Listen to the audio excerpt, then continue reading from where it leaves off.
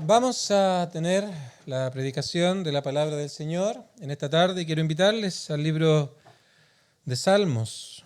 Voy a leer el capítulo número 49 y voy a leer el versículo número 15. Salmos, capítulo 49, versículo 15. Pero Dios redimirá mi vida del poder del Seol, porque Él me tomará consigo. Y el tema que quiero presentar en esta tarde se titula La importancia del alma. Y creo que este es un salmo que tiene muchísimas respuestas para cada uno de nosotros. Tiene muchísimas enseñanzas para que podamos pensar acerca del valor del alma, de la importancia que ella tiene y de cómo ahora entonces, en virtud de la realidad de ella que vamos a tratar, poder aprender, comprender cómo el hombre puede estar a cuentas con Dios. Yo creo que una pregunta interesante que podríamos hacernos para iniciar en esta tarde tiene que ver cuál es aquella cosa, aquella persona, aquella situación, cualquiera que sea, que tiene más valor para ti aquí en la tierra. ¿Qué es lo más valioso para tu corazón? ¿Qué es lo más importante para tu vida? Creo que esta es una pregunta muy, muy importante, porque de una u otra manera cada persona tiene su propia escala de valores. Debido a sus experiencias, tal vez guardará gratos recuerdos, o debido a sus anhelos y deseos tendrá prioridades, metas que cumplir y que finalmente aquellas pueden estar ocupando la prioridad en su vida. Pero usualmente estas cosas tienen que ver con asuntos temporales y nos hacen olvidar la gran importancia y el valor que tiene el alma. De hecho, la enseñanza de nuestro Señor Jesucristo en su ministerio terrenal dice: si un hombre posee todas las cosas, si un hombre llega a ser dueño de todo lo que pudiera tener, lograr, pero si ponemos eso por un lado de la balanza, pero por otro lado de la balanza pierde su alma, nuestro Señor dice: lo ha perdido todo, absolutamente todo. Así que, obviamente, aquel versículo del Nuevo Testamento nos lleva a mostrar que es una tragedia perder lo que es más valioso. Es una tragedia perder lo que realmente tiene más valor, que es el alma. Pero más allá de esto, encontramos que millones de personas, millones, millones y millones de personas no piensan, no razonan acerca de esta gran verdad, del valor del alma, que no puede compararse con respecto a tener todo en este mundo cuando el alma está siendo perdida. Así que a la luz de esto recibimos un llamado para considerar estas cosas, para meditarlas, para poder pensar dónde ha estado nuestra vida y a la luz del llamado que nos hace el Evangelio, poder encontrar realmente dónde está el verdadero valor para nuestra propia vida. Y este es, como ya mencioné, un asunto bastante generalizado. Millones y millones de personas no piensan con respecto a este asunto. Y por eso es importante que este mensaje sea escuchado por todos, y por eso el salmista nos comienza a presentar acerca de lo que él está tratando aquí, de que es un mensaje que debe ser oído por todos. Oíd esto, pueblos todos, añade luego el versículo número 2, no solamente en un sentido general, sino que él dice: mira, así plebeyos como nobles, el rico y el pobre juntamente. Así que este es un llamado para que todos y cada uno de los seres humanos puedan prestar atención.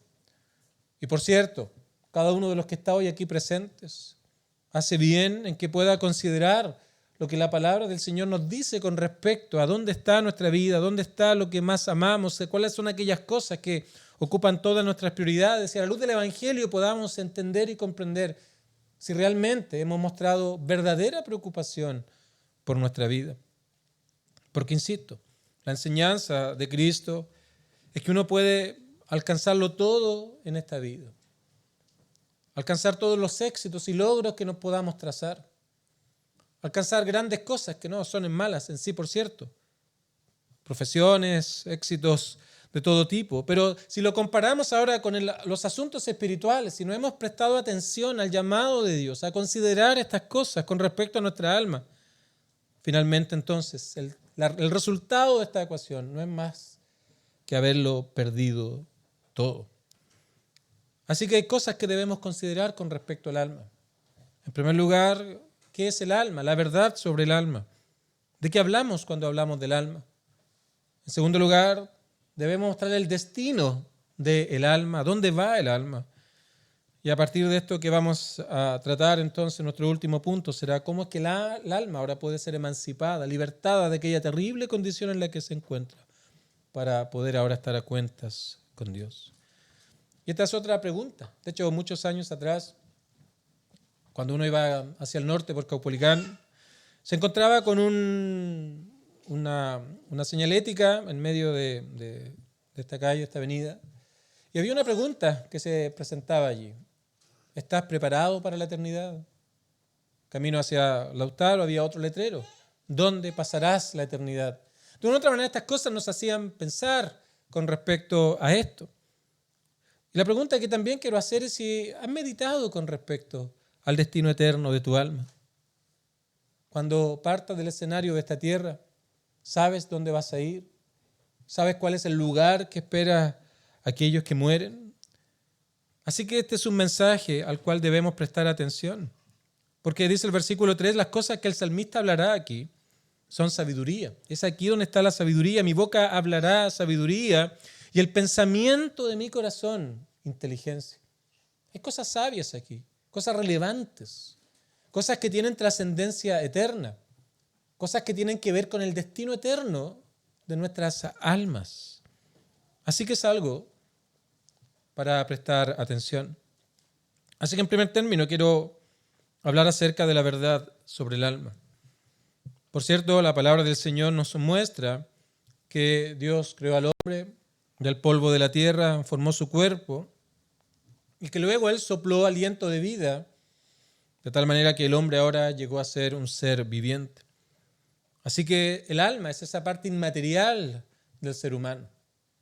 Eso que no podemos tocar, eso que no podemos palpar, cosas que no podemos medir como mediríamos algo tangible.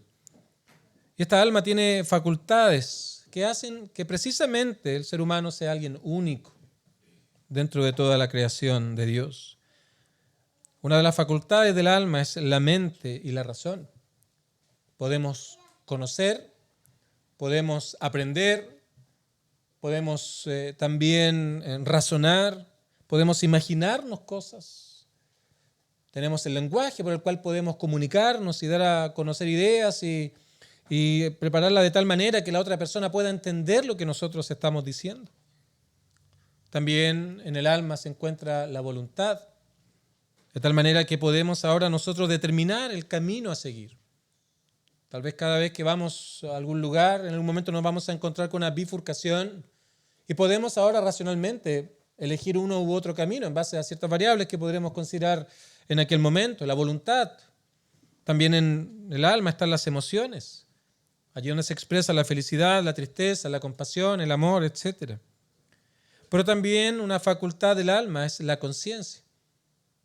Algunos le han llamado el policía que uno tiene, que le advierte cuando está apartándose de lo que el Señor ha puesto en nuestro corazón, sus leyes santas, y por otro lado también nos felicita, llamémosle de esta manera, cuando estamos obrando bien.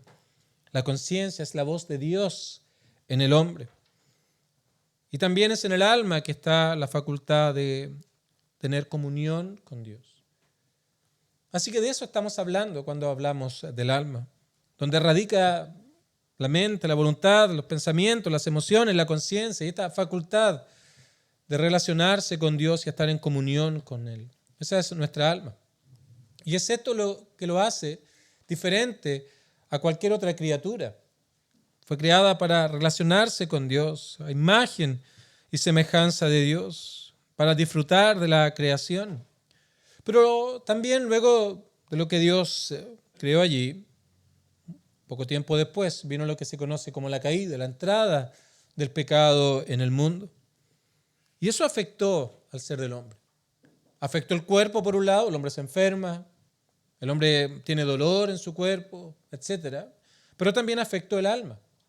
De tal manera que todas estas facultades que mencioné, la mente, la voluntad, las emociones, la conciencia, fueron afectadas por la caída, afectadas por el pecado, de tal manera que el alma ahora llegó a ser esclava de esa corrupción.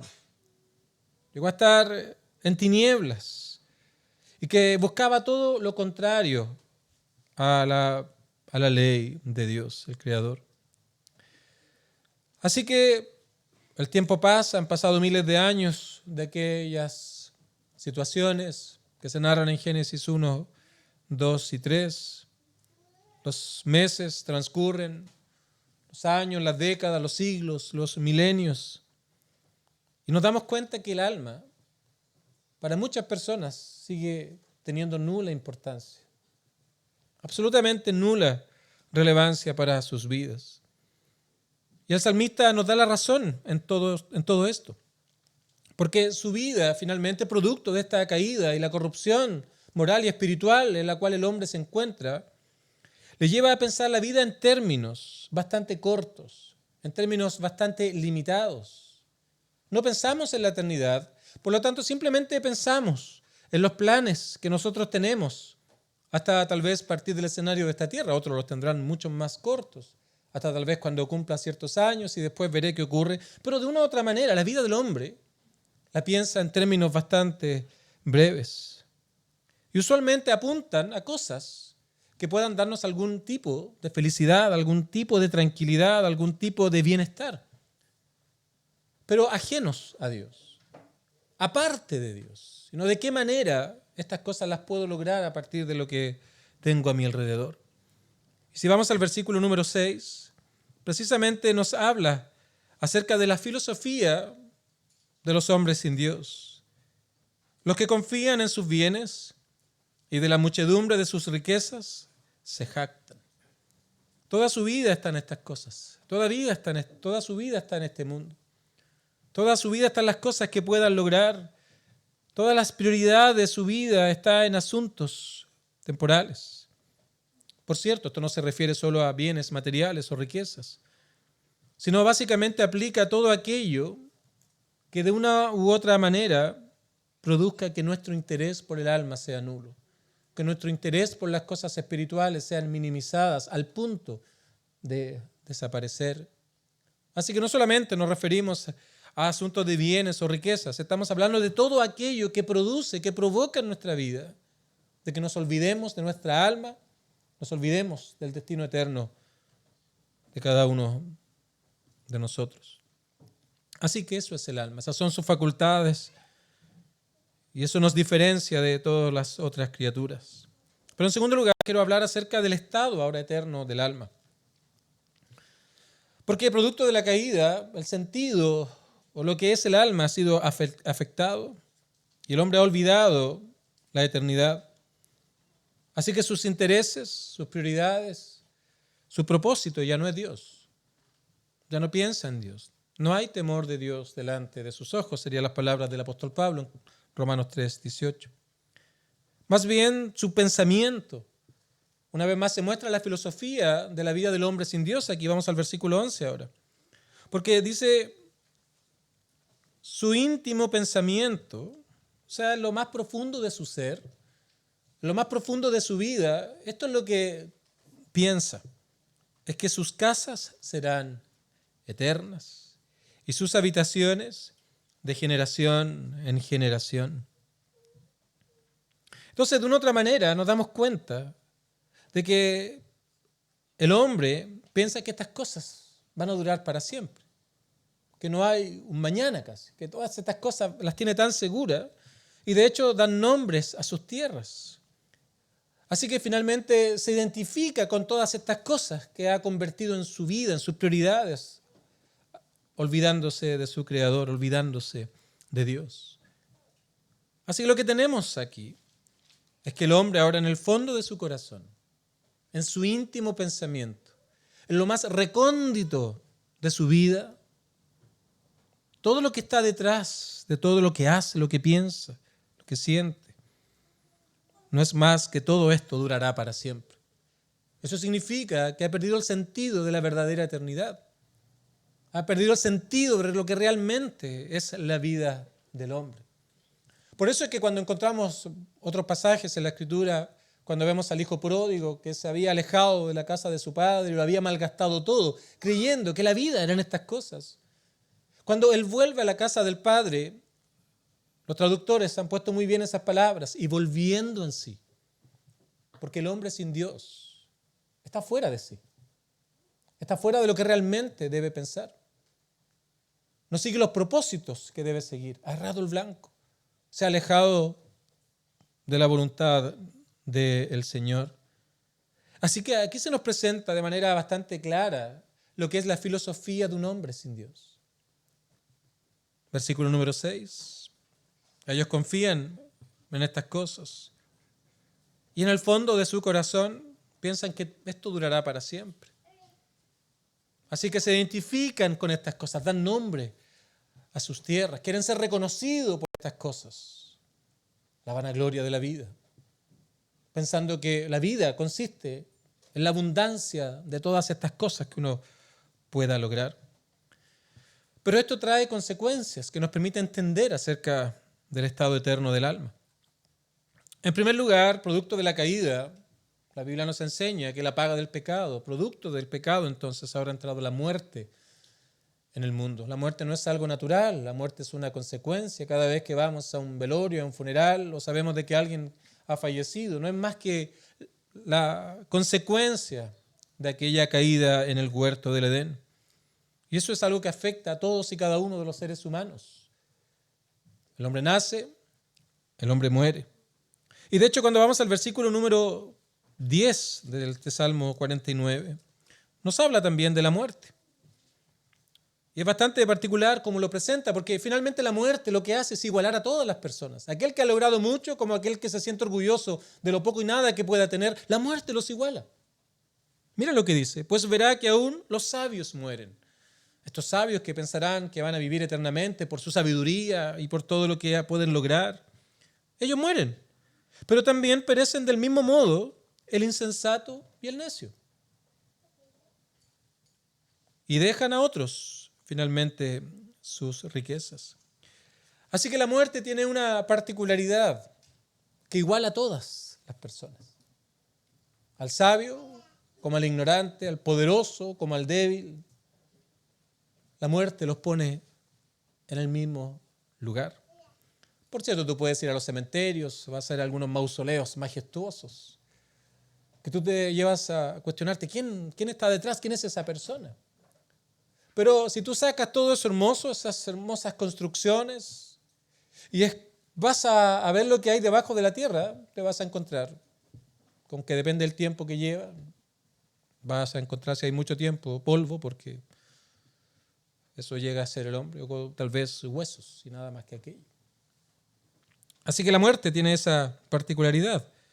Todos mueren y en la muerte todos igual, no te puede llevar nada de lo que han logrado. Por eso señala y dejan a otros sus riquezas. Uno le puede echar muchas cosas al ataúd, pero van a quedar ahí. Otros tal vez en algún momento las podrán ir a sacar de allí. Así que puedes alimentarte de alegrías temporales, buscar reconocimiento, seguir estas filosofías del mundo, de pensar que la vida consiste en estas cosas que uno puede lograr, tener, etc. Sin pensar que un día vas a morir y en el fondo de tu corazón piensas que todas estas cosas durarán para siempre. Pero debes saber que aquello todo un día ha de terminar. Porque el versículo 12 dice, más el hombre entonces no permanecerá en honra. Hay un día donde la realidad de la muerte, como consecuencia del pecado ahora, en la raza humana, morirá. Partirá del escenario de esta tierra. Versículo 18 ahora.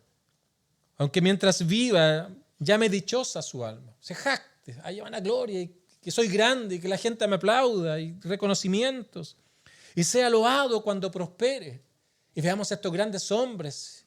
Y toda la gente quiere ser como ellos, los jóvenes quieren ser como tal futbolista, otras personas como tal cantante, otras personas como tal científico, y queramos esas cosas.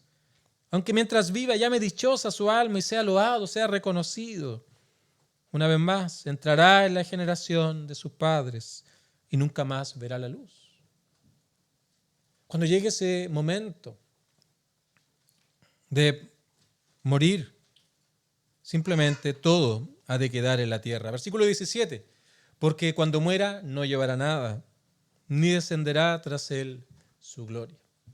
¿Ves cómo el salmista nos está mostrando lo vano de llevar una vida sin considerar la importancia y la relevancia que tiene nuestra alma? Porque todo aquello por lo cual tanto luchas, todo aquello por lo cual tanto te esfuerzas, todo aquello que ocupa toda tu vida, sin considerar a Dios, un día todo aquello se ha de acabar. Sea mucho o poco que tengas. Aquellas cosas por ínfimas que sea, pero que ocupan toda tu vida, un día todo aquello va a terminar. En primer lugar, con la muerte física. Nada podrá llevar. Pero en segundo lugar, la consecuencia de la caída también se ve en otra dimensión de la muerte, que es la separación eterna de Dios. A eso la Biblia le llama muerte espiritual. La separación de Dios con el hombre. Y una vez más, de la misma manera como la muerte física hace que nada de lo que nosotros hemos logrado tenga algún valor, ahora con respecto a la separación eterna de Dios, ni el éxito, ni las cosas que podamos lograr, ni el bienestar temporal por el cual nos esforcemos, ni esa búsqueda de felicidad en la cual estás inmerso tal vez día tras día, nada de aquello podrá emancipar tu alma de la realidad del pecado, de las consecuencias del pecado que están en el corazón. Y este es el problema más grande que el hombre, que el joven, que el adulto tiene. Porque cada día de la vida, cada minuto de tu pasar en esta tierra, cada hora de tu vida, estas consecuencias te rodean como una sombra. Donde quiera que vas, esta realidad te sigue. Es como la sombra. Donde vas, allí está. Donde te encuentras en un día soleado, la vas a ver con claridad. En otros contextos va a ser más tenue, pero allí va a estar. Y esta consecuencia de estar separado con Dios es como esa sombra que donde quiera que vas, va a estar contigo. Versículo 14. Como a rebaños que son conducidos al Seol, la muerte los pastoreará. No solamente hace referencia a la muerte física, que te va siguiendo hasta ese día cuando partas, sino que también esta muerte espiritual está a tu lado, pastoreándote. Esperando aquel último gran día, cuando partas del escenario de esta tierra y ya no haya esperanza para estar a cuentas con Dios. ¿Cuándo? No lo sé. Puede ser una caída, una enfermedad, un accidente. Nadie puede tener certeza del mañana. Nadie puede tener la seguridad de que el próximo domingo, una vez más, podremos venir a escuchar el Evangelio. No lo sabemos. Si yo podría estar predicando aquí o en otro lugar. Nadie lo sabe. Nadie tiene certeza. El asunto es que, a pesar de esto, el hombre por naturaleza prefiere ignorar a Dios. Acalla su conciencia. El sentido natural del hombre, innato de la existencia de Dios, que un día deberemos a dar cuentas con Dios. Todo esto lo apagamos. Y lo hacemos por medio de distintas cosas. Estas cosas que tanto nos afanan. Ocupamos nuestro tiempo. A veces, obviamente, hay que hacer cosas, pero muchas veces nos introducimos tanto en aquellas cosas como un medio para apagar nuestra conciencia y olvidarnos que tenemos que dar cuenta delante de Dios. Y finalmente, tu vida termina siendo como se describe aquí en este salmo. El asunto es que nada de esto puede hacer algo por tu alma. Nada de esto que acabo de mencionar puede dar un bienestar espiritual para tu alma. Y no puede hacer nada por tu alma, no puede emancipar tu alma de esta realidad en la que se encuentra. Porque esto no puede ser comprado, no puede ser transado en algún mercado, como uno va al supermercado, deme 1 kilo de tal cosa y uno lo paga y se lo lleva a la casa y lo disfruta. No, no es así esto, queridos amigos. Esto no se trata de esto. Porque así lo expresa el versículo 7, ninguno de ellos podrá en manera alguna redimir al hermano, porque la redención de su vida es de gran precio y no se logrará jamás. Tú podrías lograr absolutamente, poner todo lo que has logrado y por lo que sueñas, y podrías incluso pararte en el último momento de tu vida y ponerlo en un lado de la balanza, pero aquello no tiene ningún valor para poder hacer algo por tu alma. Así que en tercer lugar, ahora, entendiendo lo que es el alma, viendo el estado del alma, producto del pecado en el hombre. Ahora, ¿cómo esa alma puede ser libertada? ¿Cómo esa alma puede ser emancipada si no es algo que yo puedo comprar, ya sea con dinero o con mis propias obras? ¿Cómo puedo emancipar mi alma? Ya es aquí entonces donde encontramos la respuesta también a esta importante pregunta.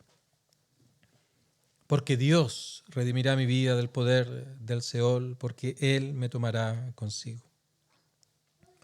La palabra redimir es una palabra que es muy hermosa en la palabra del Señor. Nos habla de comprar, de rescatar, de libertar mediante un pago, mediante un precio. Y de hecho es tomado de 3 palabras que se usan en el Nuevo Testamento para describir la palabra redimir. Una de ellas habla de un mercado de esclavos, agorazo. Otra palabra en griego nos habla de pagar un rescate y otra de libertar. Así que estas 3 palabras que se usan para hablar de redención nos muestran lo que la redención es. Se ilustra de esta manera. Ir a un mercado de esclavos, donde hay personas que no pueden rescatarse a sí mismos, están esclavas, están cautivas, han sido tomadas y apresadas.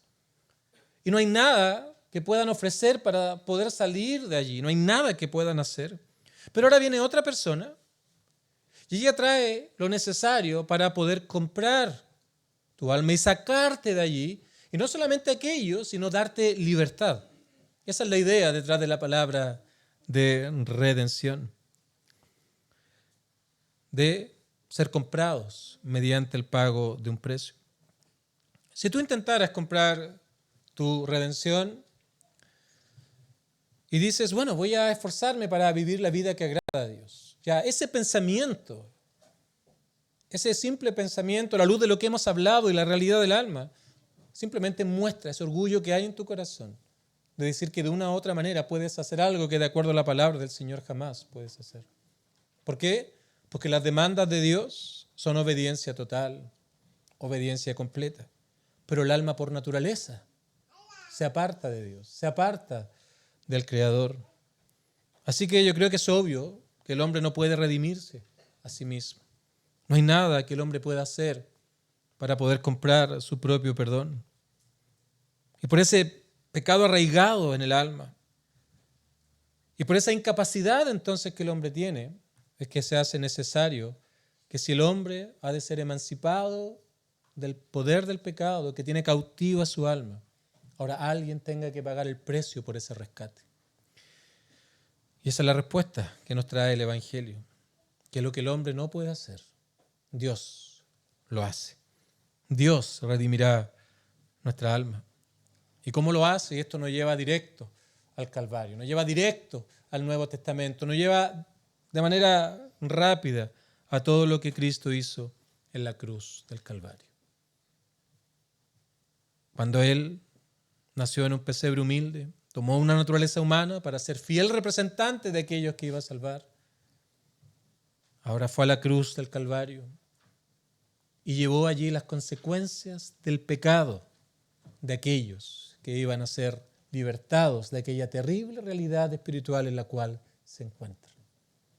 Y eso fue lo que Cristo vino a hacer a este mundo. Fue a entregar su vida y allí tomó las consecuencias de nuestro pecado, nuestra condenación, y ahora los cargó sobre sí mismo en la cruz del Calvario. Y todo esto lo hizo por hombres y mujeres, jóvenes, adultos, ancianos, niños, que están en esta terrible realidad, siendo y disfrutando esta vida, esta filosofía de la vida, alejados completamente de Dios. Y queridos hermanos, no hay nada más hermoso que esto en la historia de la humanidad. Y por eso es que el salmista ahora nos llama a oír, todos. Presten atención, escuchen, habitantes de todo el mundo, seas plebeyo o seas nobles, que tengas grandes, en el contexto tal vez que se escribe allí, grandes terrenos, grandes cosas, tengas un nombre y la gente de una otra manera te admire, de alguna otra manera quiera ser como tú. Al rico, al que tiene mucho y al pobre que no tiene nada. Presten atención a este tan hermoso sonido del Evangelio, que Dios, un Dios santo que no tolera el pecado, un Dios justo que castiga el pecado, pero también un Dios de amor ahora. Ha enviado a Cristo para que el hombre pueda ser libertado de la terrible realidad espiritual en la cual se encuentra.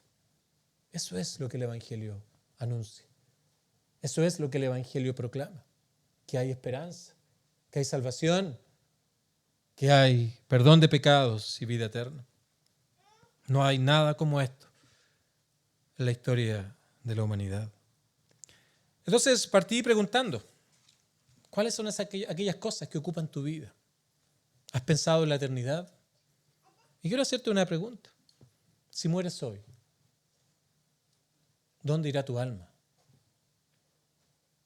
¿Dónde irá tu alma?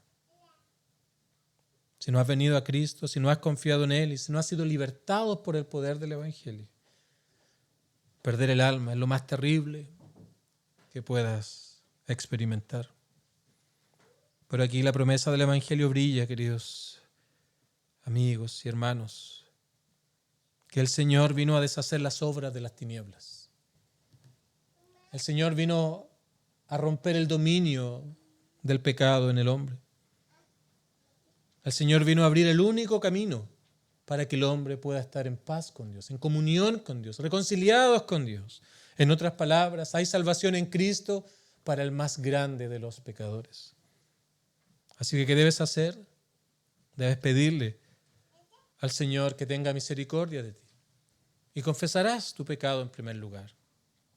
Dirás, Señor, esta ha sido mi vida.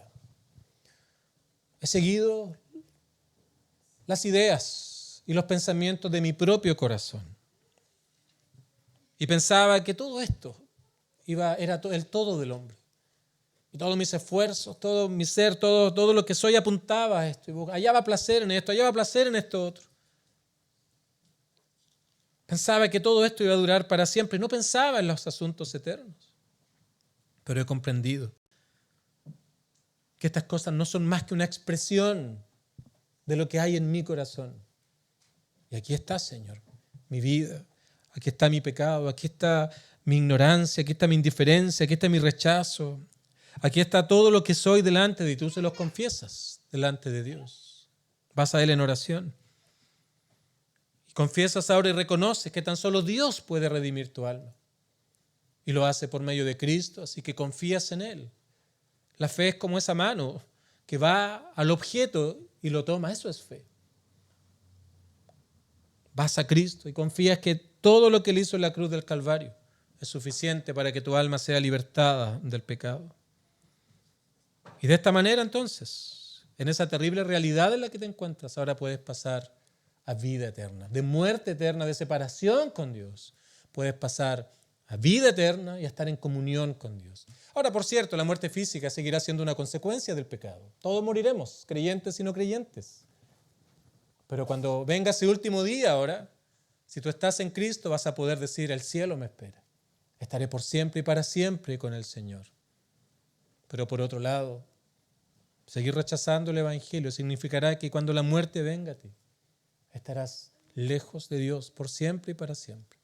Y qué terrible y penoso será que tenga que llegar ese día, y lo digo con mucho amor, para darte cuenta que la vida del hombre no consiste en las abundancias de cosas que pueda lograr. Dejando el alma de lado, dejando los asuntos espirituales de lado. Te invito a pensar en estas cosas. Pídele al Señor Dile cuánto lo necesitas para poder estar a cuentas y reconciliado con Él. Incluso hoy, aún esta tarde, tal vez llegarás a tu hogar, buscarás un lugar donde puedas tranquilamente orar al Señor y decirle: Señor, recíbeme, hazme una nueva criatura, liberta mi alma, de tal manera que pueda hallar paz al estar en comunión contigo. Que el Señor nos ayude a todos.